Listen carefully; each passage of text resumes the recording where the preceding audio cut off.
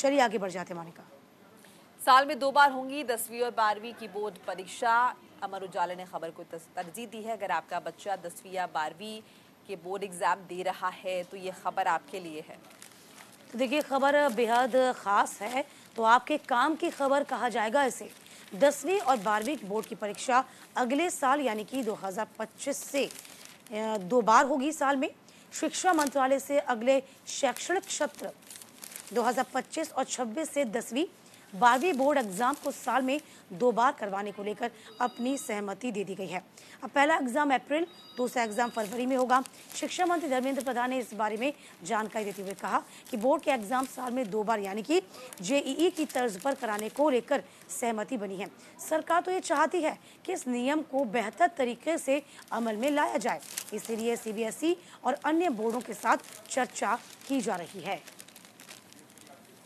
तो साल में 2 बार परीक्षा हो सकती है और यही एक बड़ी बात आपको बता दें कि शिक्षा मंत्रालय ने इस वक्त कही है।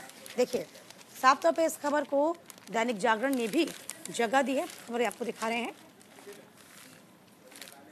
देखिए साल में 2 बार होगी 12वीं बोर्ड की परीक्षाएं। अब समझिए इस खबर को। धर्मेंद्र प्रधान ने कहा 2025-26 से 2 बार बोर्ड की परीक्षा को सैद्धांतिक सहमति दी गई है। जेईई की तर्ज पर फरवरी और अप्रैल में कराने का योजना प्लान तैयार है। सीयूईटी के आधार पर उच्च शिक्षण संस्थान के प्रवेश यानी कि सत्र में भी प्रवेश मिल पाएगा। तो फिलहाल देखिए आपको बता दें कि उच्च शिक्षण संस्थान में साल में 2 बार प्रवेश देने की मंजूरी के साथ ही शिक्षा मंत्रालय ने अगले साल 2025 और 26 से 10वीं 12वीं बोर्ड की परीक्षाओं को साल में 2 बार कराने की अपनी सैद्धांतिक सहमति दे दी है। प्रधान ने कहा कि 10वीं और 12वीं बोर्ड की परीक्षाओं को साल में 2 बार करवाने का वैसे तो फॉर्मूला तैयार है। दूसरा फॉर्मूला सेमेस्टर यानी कि 6-6 महीने में परीक्षा कराई जाने का है। हालांकि अब तक जेईई की तर्ज पर ही इसे कराने को लेकर सहमति बनी हुई है।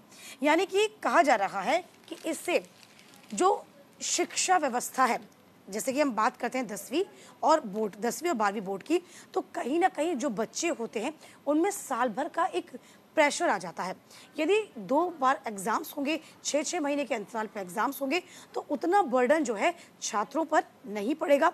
और यही एक बड़ी वजह है कि यहाँ पर एग्जाम्स को लेकर अब रणनीति जो है इसमें बदलाव किया गया है। मोनिका बिल्कुल, और देखिए रणनीति बदलाव किया जा रहा है। तमाम तरह के जो है दीपिका अलग अलग तरह के क्यूरिकुलम आ रहे हैं। जैसे कि अगर हम पहले देखें तो पहले जो है बच्चा जो है जब वो क्लास 1 में जाता था तो वो तकरीबन 6 साल का होता था, लेकिन अब नए क्यूरिकुलम के हिसाब से जो नया पैटर्न आ रहा है उसमें हो गया कि कम से कम बच्चा 7 साल का होना चाहिए। तो ऐसे तमाम तरह की जो चीज़ें हैं वो इंट्रोड्यूस की जा रही हैं बोर्ड्स की तरफ से, शिक्षा विभाग की तरफ से, ताकि शायद बच्चों की बेहतरी के लिए काम किया जा सके। और उसी कड़ी में ये फैसला